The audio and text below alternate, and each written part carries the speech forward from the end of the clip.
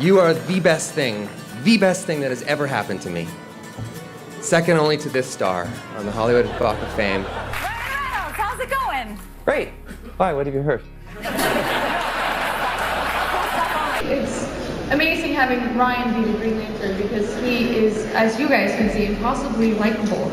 And, you know, it's true, but, you know, Hal Jordan... Blake Lively and Ryan Reynolds didn't just sign on for It Ends With Us. They took control of it step by step, shaping the movie to fit their vision. But was this all part of a bigger plan? I swear, I'm gonna make my water break just so I can cool down. It's like, crap, it's just not normal. And everyone says, how are you feeling? But they don't really want to hear how you're feeling. No. They don't want to sit there while you... How did Blake go from simply playing the lead role to making major creative decisions? And what role did Ryan play in all of this? This wasn't just about one movie. There were bigger stakes involved, including a potential franchise based on Colleen Hoover's books. Did Justin Baldoni, the film's original director, ever stand a chance against them? Or was he pushed out before he even realized what was happening? Let's break down how Blake and Ryan pulled off one of the most surprising power moves in Hollywood. This isn't even the first time this kind of move has been made. Ryan Reynolds used a similar approach to gain control over Deadpool, and Blake followed the same steps to position herself as a major player in It Ends With Us. Let's start with how she got her foot in the door. It Ends With Us is in theaters now, so grab your friends, wear your florals, and head out to see it. Blake Lively didn't walk into this project demanding power. She came in quietly, signing on as the lead actress, Lily Bloom. At this point, Justin Baldoni had already secured the rights to the Colleen Hoover novel, put together financing, and started working with distributors. The foundation was in place. Instead of negotiating a massive salary, Blake accepted just $3 million, less than what she could typically command for a major film. But there was one key detail: she also secured an executive producer credit. While this title is often just an honorary role for big-name actors, it also gave her a level of influence over creative decisions. Why does this matter? Because this is exactly what Ryan Reynolds did with Deadpool. For that film, Ryan agreed to a small upfront salary of only $2 million, very low for a lead in a superhero film. He knew that by making this sacrifice, he could gain the trust of the producers and later have more control over the direction of the franchise. And it worked. He eventually turned Deadpool into a $785 million hit and negotiated a much higher payday for the sequel, earning a $20 million base salary plus an additional $40 million in profit sharing. Blake was playing the same game. Signing on at a low salary allowed her to come across as someone who wasn't there for the money, but for the art. It also made sure she didn't seem like a threat yet. Once filming was well underway, Blake made her next move. She waited until a significant portion of the $25 million budget had already been spent. This was a key part of the strategy because at that point, the project was too deep to back out. She especially focused on her wardrobe. By the time she made her demands, the production team had already spent money on her costumes, carefully picking outfits that matched the film's aesthetic. But then, Blake insisted on changing them. This wasn't just about style preferences, it was about control. Her demands meant the team had to scrap many of the costumes and buy new ones, putting extra strain on the already tight budget. On top of that, she required all of her wardrobe to be sent to her and Ryan Reynolds' home for fittings instead of doing it on set, adding unexpected logistics and transportation costs. The crew was frustrated. Justin Baldoni, who had spent 5 years developing this film, was put in a difficult position. Why didn't he just push back, some might ask? Because by this point, he had no choice. More than half of the budget was gone. If Blake walked away, the entire project would collapse. And with it, so would Justin's own investment. Unlike major studios with endless resources, Justin had self-funded this project through his company, Wayfarer. His estimated net worth is around $4 million, meaning he had put everything into making this movie happen. Losing Blake at this stage would have been a disaster, so he had to comply. Can we just be done? Ooh, we're just getting started. Blake Lively's involvement in It Ends With Us started as just another casting announcement, but things quickly changed. She wasn't just there to act, she was taking over the project step by step, following a strategy similar to what her husband, Ryan Reynolds, used to gain control over Deadpool.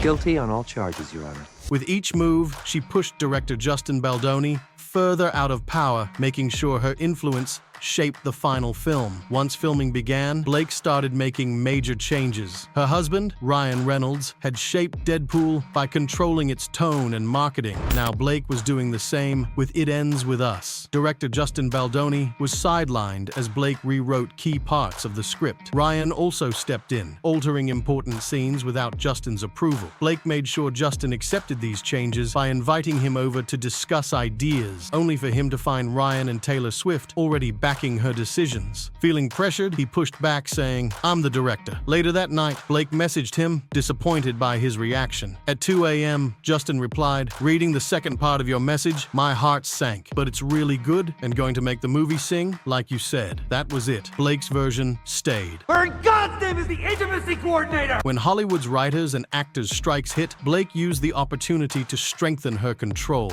She drafted 17 non-negotiable demands, with Ryan helping her structure them just like he had done for Deadpool 2. Justin was already struggling with rising costs, and Sony saw Blake as the film's biggest selling point. Replacing her wasn't an option. She knew she had full leverage, and she used it. After filming ended, Justin may have thought he had regained control, but Blake had one last move: getting into the editing room. Normally, directors have a protected period to shape the film without interference, but Blake found a way in by asking to visit the editing bay just to check things out. Initially granted 2 days, she extended her stay to 10, bringing in her own editors, including one from Deadpool, while Justin's original team was gradually pushed out. Meanwhile, Taylor Swift got involved, leading to the sudden firing of the film's original composer, reportedly because she had worked with him before and didn't like him, and instead suggested someone linked to Ryan's Deadpool team. This led to 2 versions of It Ends With Us: Justin's original cut, which followed his vision, and Blake and Ryan's edited version, which reflected their creative input. Test screenings showed Justin's version scoring higher, but with Blake holding so much influence over the studio, there was no certainty that his version would make it to theaters. Blake's strategy wasn't just about one movie. She had a much bigger plan. Ryan had turned Deadpool into his own franchise, and Blake was trying to do the same with Colleen Hoover's books. If she secured control over It Ends With Us, she could position herself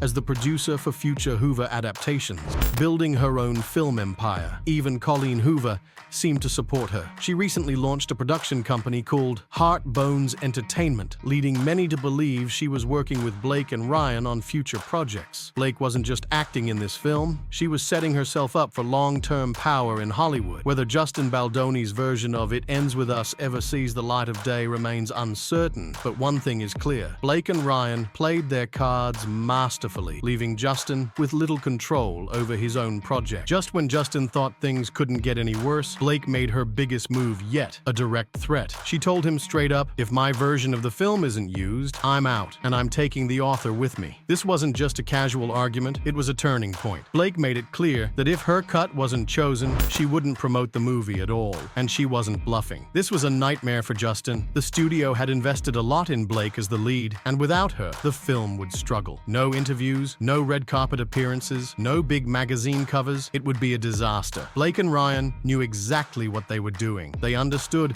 how much influence she had, especially in the media. If she walked away, the movie's chances of success would drop overnight. But she wasn't done yet. Blake didn't just want control over the film, she wanted official recognition, and that meant securing a producer title. Before she could make that happen, she made sure to push Justin to the sidelines, even at his own premiere. "It was supposed to be the biggest night of my career," Justin later said, "but I was sent to the basement. My friends and family were with me, and we weren't even allowed to come upstairs for over an hour." While he was stuck downstairs, Blake was front and center, taking all the attention. And this wasn't just a coincidence, it was all part of her plan. In Hollywood, a Producers Guild of America, PGA credit, isn't just a fancy title, it proves someone was genuinely involved in making a film, not just adding their name for prestige. And Blake had already done everything needed to secure it. She changed parts of the script, replaced key team members including editors, took over the editing process, helped pick the music by bringing in Taylor Taylor Swift to push for a song and was involved in marketing, even linking the film with Deadpool 3. But this wasn't just about It Ends With Us. Blake was thinking on a much larger scale. If she secured the PGA credit, it would transform her career, making her more than just an actress and elevating her to the status of a serious producer like Ryan. With that title, she could demand higher pay, negotiate a cut of a movie's profits,